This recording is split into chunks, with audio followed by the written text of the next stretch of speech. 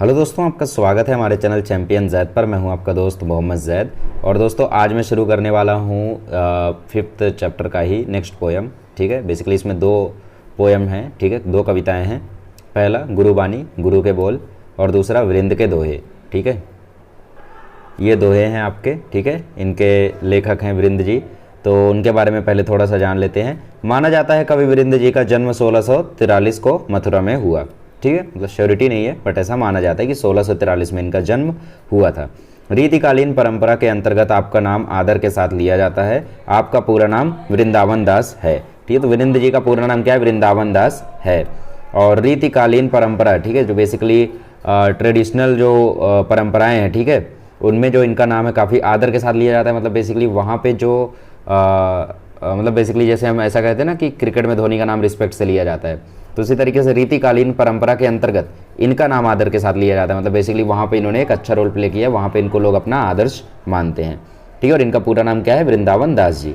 ठीक है, वृंदावन दास पूरा नाम है इनका। आपकी रचनाएं रीतिबद्ध परंपरा के महत्वपूर्ण स्थान रखती हैं। ठीक है, तो ये लेख भी उसी हिसाब से करते थे, रीतिबद्ध के हिसाब से। ठीक है, आपने काव्य के विविध प्रकारों में रचनाएं रची हैं। 12 मासा में 12 महीनों का सुंदर चित्रण किया है। तो यमक सतसई में विविध प्रकार से यमक अलंकार का स्वरूप स्पष्ट किया है। ठीक है, यमक अलंकार आप शायद नहीं जानते होंगे। ठीक है, यमक अनुप्रास ये सब मराठी में हम लोगों ने एक टाइम पे पढ़ा था। ठीक है, यमक मतलब होता है बेसिकली राइम बनाना। ठीक है, यमक मतलब क्या? राइम बनाना। तो वो अलंकार का प्रयोग भी इन्होंने यमक सतसई नामक रचना में काफ़ी ज़्यादा अच्छे से किया है। ठीक है, तो ये इनके रचनाओं के बारे में 12 मासा और यमक सतसई। आपके नीतिपरक दोहे जनसाधारण में बहुत प्रसिद्ध हैं और लोक व्यवहार में अनुकरणीय है। ठीक है, इनके जो दोहे वगैरह हैं वो काफ़ी ज़्यादा प्रसिद्ध हैं। आपकी भाषा सहज, सुंदर तथा लोक भाषा से जुड़ी हुई है। इनकी जो भाषा है वो लोगों की भाषाओं के जैसी होती है और सहज होती है, सरल होती है।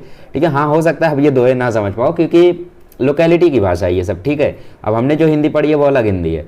ठीक है, तो उसकी वजह से हो सकता है आपको भारी लगे, लेकिन ये उनके हिसाब से काफ़ी ज़्यादा सरल भाषा है। आपकी भाषा में ब्रज तथा अवधि भाषा के शब्दों की बहुलता देखी जाती है। ठीक है, इनकी भाषा में ब्रज भाषा तथा अवधि भाषा का मिलन है। ठीक है, समावेश है। आपके द्वारा दिए गए दृष्टांत आपकी भाषा के साथ साथ भाव और कथ्य को भी प्रभाव उत्पादक बना देते हैं। ठीक है, आपका निधन 1723 में हुआ। इनकी डेथ ईयर जो था वो 1723 था। ठीक है, इनकी कुछ प्रमुख कृतियां देख लेते हैं। आपको याद रखनी है प्रमुख कृतियां, कोई 2 से 3 याद रखनी है। तो वृंद सतसई याद कर लो। ठीक है, समेत शिखर छंद। ठीक है, भाव पंचाशिका, पवन पचीसी। ठीक है, यमक सतसई, हितोपदेश संधि, वचनिका, सत्य स्वरूप। ठीक है, तो मैंने बेसिकली इसमें वृंद सतसई, पवन पचीसी और यमक सतसई, हितोपदेश संधि, ये 4 याद किया था। ठीक है, ये याद है मुझे कि मैंने ये याद किया था। ठीक है, ये विधा परिचय। अब ये देखो जो दोहा है, इसका जो विधा है, मतलब बेसिकली इस कविता का टाइप क्या है? दोहा। तो इसके बारे में थोड़ा सा जान लेते हैं। ठीक है, थोड़ा टाइम लग जाता है परिचय पढ़ने में, बट ठीक है। रीतिकालीन काव्य परंपरा में दोहा छंद का अपना विशिष्ट स्थान है। ठीक है, इस ट्रेडिशन में क्या है, इस दोहे का जो स्थान है वो काफ़ी ज़्यादा विशिष्ट है। ठीक है, स्पेशल पोजीशन है। दोहा छंद कई कविताओं का प्रिय छंद रहा है। ठीक है, कई कवि लोग जो थे वो अपने कविताओं को लिखने के लिए दोहे का ही प्रयोग करते थे। दोहा अद्धर, ठीक है, अद्धर्धुम सम मात्रिक छंद है। ठीक है, दोहे के प्रत्येक चरण में के अंत में लघु वर्ण आता है। ठीक है, लघु वर्ण आता है। ओके, इसके 4 चरण होते हैं। प्रथम और तृतीय चरण में 13-13 मात्राएं होती हैं तथा द्वितीय और चतुर्थ चरण में 11-11 मात्राएं होती है। तो अब मात्राएं आप गिन लेना। ठीक है, बट इतनी ही होती है, ये दोहे का रूल होता है लिखने का। ठीक है, पाठ परिचय। प्रस्तुत दोहों में कवि वृंद ने कई नीतिपरक बातों की सीख दी है। ठीक है, कई सारे सीख इन्होंने दी है अपनी लाइफ के बारे में। ठीक है, डिसिप्लिन वगैरह के बारे में। विद्या रूपी धन की विशेषता यह होती है कि वह खर्च करने पर भी बढ़ती जाती है। यह भी इन्होंने बताया कि भाई जो ज्ञान है आपका वो कभी ख़त्म नहीं होता है। वही एक ऐसी चीज़ है जिसको आप जितना खर्चा करोगे उतना बढ़ेगा। आंखें मन की सच झूठ बातें बता देती हैं। ठीक है, आपके मन में अगर झूठ है तो आपकी आंखें बता देंगी। आप मुंह से भले ही कुछ भी बोलो, लेकिन आपकी आंखें बता देंगी कि आप झूठ बोल रहे हो, सच बोल रहे हो। जितनी चादर हो मनुष्य को उतना ही पाँव फैलाना चाहिए। ये सब इन्होंने इस कविता में बताया है, इस दोहे में बताया है। तो हम पढ़ेंगे अभी। खैर, इसका जो मीनिंग वगैरह है वो टेक्स्ट बुक के लास्ट में दिया है, तो मैं वहीं से आप लोगों को बताऊंगा। ठीक है, ताकि कोई गड़बड़ी ना हो, क्योंकि इसकी जो लैंग्वेज है वो थोड़ी मतलब हमारे पहुँच से थोड़ी दूर है ना। ओके, व्यवहार में कपट का स्थान नहीं देना चाहिए। ठीक है, हमें कपट नहीं रखना चाहिए अपने व्यवहार में, मतलब धोखा वगैरह नहीं देना चाहिए हमें। बिना गुणों के मनुष्य को बड़प्पन नहीं मिलता। ठीक है, आपके अंदर गुण होने चाहिए। दुष्ट व्यक्ति से उलझने पर कीचड़ हम पर ही उड़ता है, ठीक है। मतलब बेसिकली कोई व्यक्ति है जो दुष्ट है, ठीक है, मतलब जो बुरा है, उस बुरे व्यक्ति को आप समझाने जाओगे या उस बुरे व्यक्ति से आप लड़ाई करोगे या कुछ भी करोगे तो बेसिकली कोई सेंस नहीं बनता उसका, ठीक है। तो जैसे बोला जाता है ना कि आप अगर कीचड़ में पत्थर मारते हो तो कीचड़ आपके ही ऊपर आके गिरता है, ठीक है। तो वैसे ही संसार में सद्गुणों के कारण ही व्यक्ति को आदर प्राप्त होता है, ठीक है। अच्छे गुण करोगे तो ही आप लोगों को रिस्पेक्ट मिलेगी। अगर आप बुरे काम करोगे तो हो सकता है कुछ लोग चापलूसी कर दें आपकी, लेकिन वो वाली रिस्पेक्ट नहीं होती है, ठीक है। कवि वृंद के दोहे पाठकों को व्यवहार अनुभव से परिचित कराते हैं, जीवन का सच्चा मार्ग दिखाते हैं, ठीक है। तो काफ़ी ज़्यादा इंस्पिरेशनल होने वाली है दोहे। तो चलिए शुरू करते हैं। सरस्वती के भंडार की बड़ी अपूरब बात, ज्यों खर्चे त्यों त्यों बढ़े बिन खर्चे घटियात, ठीक है। सरस्वती के भंडार की मतलब माँ सरस्वती के ज्ञान के भंडार की जो बात है, बड़ी अपूरब बात, मतलब वो बात ही निराली है, ठीक है, अलग ही बात है वो। क्यों? क्योंकि ज्यों खर्चे त्यों त्यों बढ़े, जितना खर्चा करोगे उतना ही बढ़ेगा, ठीक है। बिन खर्चे घटियात, अगर तुम खर्चा नहीं करोगे तो वो कम हो जाएगा, ठीक है। जैसे तुम्हारी लाइफ में पैसे हैं तो पैसे को तुम जितना खर्चा करोगे उतना घटेगा, ठीक है। अपनी लाइफ में कोई भी चीज़ करो तुम, उस चीज़ को जितना ही ज़्यादा करोगे उतनी चीज़ घटेगी। लेकिन ज्ञान एक ऐसी चीज़ है जिसको तुम जितना बांटोगे उतना ही बढ़ेगा और जितना संभाल के रखोगे उतना ही घटेगा, ठीक है। सरस्वती के भंडार की बड़ी अपूरब बात, मतलब माँ सरस्वती का जो भंडार है ज्ञान का, ठीक है, उसकी बात ही निराली है, अपूरब है, अलग ही बात है, ठीक है। ज्यों खर्चे त्यों त्यों बढ़े, जितना खर्चा करोगे उतना ही बढ़ेगा, बिन खर्चे घटियात, खर्चा नहीं करोगे तो घट जाएगा। ये था मीनिंग हमारा पहले चरण का, ठीक है। आइए आगे बढ़ते हैं। नैना देत बताए सब ही होए को हेत हेत, जैसे निर्मल आरसी भली बुरी कही देत, ठीक है। बहुत ही बढ़िया दोहे हैं गाइस, बहुत अच्छा लग रहा है। आई होप आप लोगों को भी अच्छा लग रहा होगा, ठीक है। नैना देत बताए सब, मतलब आपकी आंखें सब बता देती हैं। ही को हेत हते हेत अहेत, ठीक है, मतलब अच्छी बुरी बात दोनों ही आपकी जो आंखें हैं वो बता देती है। जैसे निर्मल आरसी भली बुरी कही देत, ठीक है। जैसे पहले के टाइम पे कहते थे ना कि भाई शीशा जो होता है, एक साफ आईना जो होता है वो अच्छा बुरा बता देता है ना। तो वैसे ही जो निर्मल आरसा होता है, आरसा मतलब यहाँ पे आईने का रेफरेंस दिया है, वैसे वो जैसे भला बुरा कह देता है, वैसे ही आपकी आंखें होती हैं। आपकी आंखें भी अच्छा बुरा सब कुछ आपका बता देती हैं, आपके मन में जो भी होता है, ठीक है। तो ये तो समझने लायक है यार, ये तो काफ़ी ज़्यादा आसान है ना। आगे पढ़ते हैं। अपनी पहुँच बिचारी के करतब करिए दौर, तेते पाँव पसारिए जेती लंबी सौर, ठीक है। मतलब बेसिकली अपनी पहुँच क्षमता को पहचान कर ही कोई कार्य कीजिए, ठीक है। अपनी पहुँचे बिचारी के करतब करिए दौर, मतलब बेसिकली आप अपना करतब मतलब अपना काम आप तभी करिए जब आपको इस बात का भरोसा हो कि आप उस काम को कर सकते हो, आपकी क्षमता है उस काम को करने की। जैसे यदि आपको इस बात पर भरोसा नहीं है कि आप बोर्ड्स में 95% ला पाएंगे या 90% ला पाएंगे या नहीं, इस बात पर यदि आपको भरोसा नहीं है तो आप यह काम नहीं करेंगे, है ना। यही पहली लाइन में कहा गया। तो अपनी क्षमता को पहचानो और उसके अनुसार ही आप कार्य को करो, ठीक है। अपनी पहुँच बिचारी के करतब करिए दौर, तेते पाँव पसारिए जेती लंबी सौर, मतलब अपने पाँव उतने ही फैलाइए जितनी लंबी आपकी चादर है, ठीक है। इससे क्या सेंस पड़ता है? इससे सेंस यही पड़ता है कि हमें वैसे ही जीना चाहिए जितने हमारे पास सोर्सेज हैं, ठीक है। हमें कभी भी एक्स्ट्रा नहीं करना चाहिए अपनी लाइफ में कुछ भी, ठीक है। फेर ना हुए कपट सौ जो कीजिए व्यापार, ठीक है। जैसे हाड़ी काट की चुढ़े न दूजी बार, ठीक है। चलिए यहाँ पे बहुत ही अच्छी लाइन बोली। यहाँ पे क्या बोला है? यदि आप व्यवहार करते हैं तो व्यापार में छल कपट का सहारा ना ले, ठीक है। यदि आप व्यापार यहाँ पे लिखा है ना व्यापार, तो मतलब आप कभी भी अगर कोई बिजनेस वगैरह करते हैं तो फेर न हमें है कपट सौ, मतलब बेसिकली उसमें कभी भी आप लोगों को छल कपट का सहारा नहीं लेना है, ओके। छल कपट से किया गया व्यवहार ग्राहक को आपसे दूर ले जाता है, ठीक है। मतलब बेसिकली यदि आप छल कपट से कुछ करेंगे तो वो कहाँ ले जाएगा? आपको ग्राहक से दूर ले जाएगा, ठीक है। लोग आप पे भरोसा नहीं करेंगे, ठीक है। जैसे हाड़ी काट की चुढ़े न दूजी बार, मतलब बेसिकली यहाँ पे कहने का क्या सेंस है? जैसे लकड़ी की हाड़ी जो होती है वो आग पर एक ही बार चढ़ती है, चुढ़े न दूजी बार मतलब चढ़े न दूजी बार मतलब वहाँ पे दोबारा से वो नहीं चढ़ती, ठीक है। कोई लकड़ी की अगर काट है, ठीक है, हाड़ी मतलब मटका, अगर लकड़ी का कुछ हाड़ी है, हाड़ी मतलब मटका टाइप ही होता है, ठीक है। तो समझते होगे आप लोग, ठीक है। तो ऐसी जो लकड़ी की काट होती है वो एक ही बार चूल्हे पर जाती है, उसको दोबारा से हम लोग नहीं ले जा सकते, है ना। तो वैसे ही आपका भरोसा होता है, वो भरोसा अगर एक बार टूट गया छल कपट के कारण तो भरोसा दोबारा से सही नहीं होगा।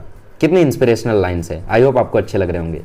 ऊंचे बैठे न लहाएं गुण बिन बड़पन कोय, बैठो देवल शिखर पे, ठीक है, वायस गरुड़ न होए।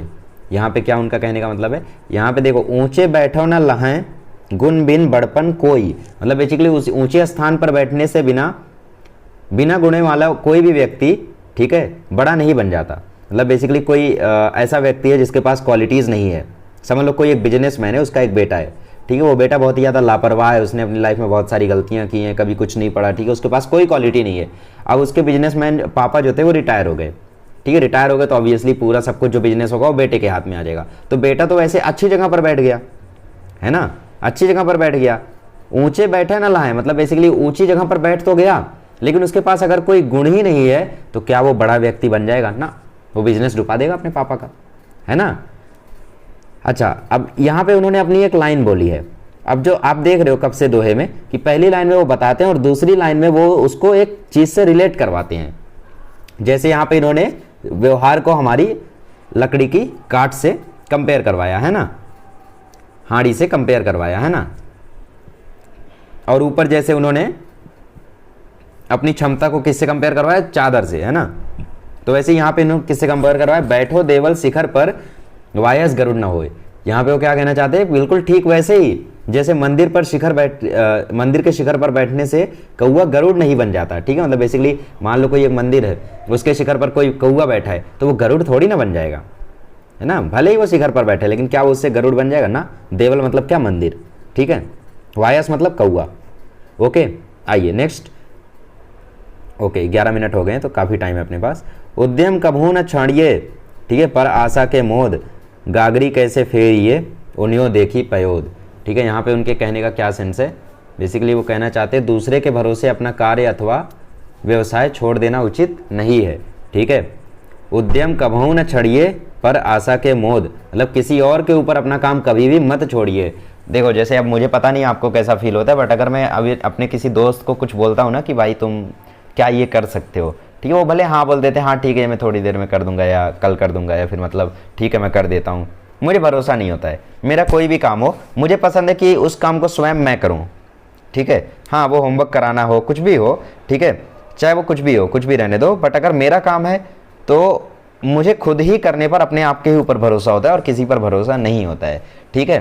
तो वैसे ही आपको भी होना चाहिए कि दूसरे के भरोसे कभी भी अपना कार्य आपको नहीं छोड़ना चाहिए, ठीक है। यही पे उन्होंने पहले बोला है। अब दूसरे में उन्होंने रिलेट किया है, कैसे, गागरी कैसे फोर ये उन्यों देखी पयोद, मतलब जैसे पानी से भरे बादलों को देखकर पानी से भरा अपना घड़ा फोड़ देना बुद्धिमानी नहीं है, ठीक है। मतलब बेसिकली बादलों में आपको दिख रहा है कि भाई बहुत पानी भरा है, तो आपको लगेगा वाह वाह बारिश तो होने वाली है, तो आप अपनी मटकी फोड़ दो, ठीक है। जिसमें पानी था आपने मटकी फोड़ दी, पूरा पानी व्यर्थ हो गया तो वो खत्म, ठीक है। मान लो बारिश ही नहीं हुई तो खत्म हो गया ना।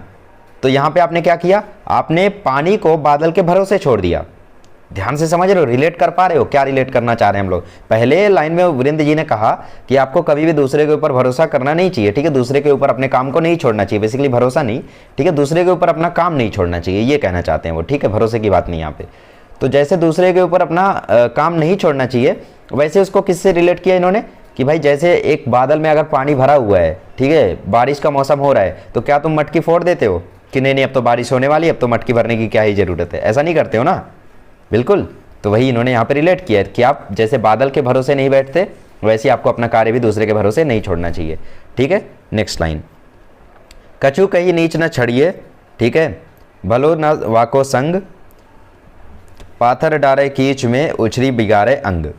वही वाली लाइन आ गई यहाँ पे कि कीचड़ में पत्थर फेंकने से वह कीचड़ हम पर ही उछलकर हमें गंदा कर देता है, ठीक है। तो पहली लाइन में वो कहते हैं कि दुष्ट अथवा छोटे व्यक्ति की संगति में रहना अथवा कुछ कहकर उसे छोड़ देना श्रेष्ठकर नहीं है, ठीक है। मतलब बेसिकली कोई छोटा व्यक्ति है, छोटा व्यक्ति मतलब यहाँ पे पैसे से हो सकता है, गरीब हो सकता है, कुछ भी हो सकता है, ठीक है। यदि कोई दुष्ट व्यक्ति है, यदि कोई दुष्ट व्यक्ति है और आप एक अच्छे व्यक्ति हो, यदि कोई गरीब व्यक्ति है और आप एक अमीर व्यक्ति हो, ठीक है, तो उसको कुछ कह देना या फिर उसको लड़ाई करना या उससे उलझना उचित नहीं है। क्यों उचित नहीं है, क्योंकि आप में और उसमें काफ़ी ज़्यादा फर्क है। कोई एक दुष्ट व्यक्ति है, आप एक अच्छे व्यक्ति हो, ठीक है। आप खुद देखो ना कि आपके क्लास में बहुत सारे बच्चे ऐसे होंगे जो शरारती होंगे, ठीक है। मैं नहीं बोल रहा हूँ वो दुष्ट हैं, मैं ये बोल रहा हूँ कि वो थोड़े शरारती होंगे, बात बात पर गाली दे देते होंगे, कुछ भी कर देते होंगे, ठीक है। आप बिल्कुल ऐसा मत करना, लाइफ में कभी भी बच्चों कुछ भी गलत वलत नहीं बोलना चाहिए, ठीक है। आप एकदम डिसिप्लिन लाइफ जिए। तो आप लोग देखते होंगे कि आपके स्कूल कॉलेज में जो भी ऐसे बच्चे होंगे उनसे आप कभी लड़ते नहीं होगे। क्यों पता है, जैसे मैं पर्सनली कभी भी ऐसे बच्चे से लड़ाई नहीं करता था, मैं हमेशा मतलब इग्नोर कर देता था या फिर हाँ ऐसा ऐसा करके छोड़ देता था। क्यों, क्योंकि मैं नहीं चाहता कि भाई मैं उससे कुछ बोलूँ और वो मुझे गाली दे दे, ठीक है, मैंने उससे बोला मतलब मैंने कीचड़ में पत्थर डाला, उसके बाद उसने मुझे गाली दिया, मतलब कीचड़ मुझ पर आके लग गया। ठीक है, समझ पा रहे हो कैसे रिलेट किया यहाँ पे। तो पाथर डारे कीच में उछरी बिगाड़े अंग, मतलब बेसिकली पत्थर अगर आप कीचड़ में डालोगे तो आपके ही अंग को वो गंदा करेगा, उसका कोई सेंस नहीं है। तो इसकी वजह से मैं भी कभी गंदे बच्चों से उतना कुछ बात करता नहीं था, इग्नोर करता था, हाँ में हाँ मिला देता था, ऐसा वैसा करके छोड़ देता था। ठीक है, तो ऐसा कभी हुआ नहीं। लेकिन यही अगर मैं उनसे दोस्ती करता, उनसे उल्टी सीधी बातें करता तो मुझे भी 4 गाली सुननी पड़ती है ना। तो वही यहाँ पे कभी कह रहे हैं, तो आप भी ऐसा ही करें अपनी लाइफ में। ठीक है, आइए, जो पावे अति उच्च पद ताको पतन निदान, ज्यों तपी तपी मध्या लहो, ठीक है, अस्त हो तू हे भान।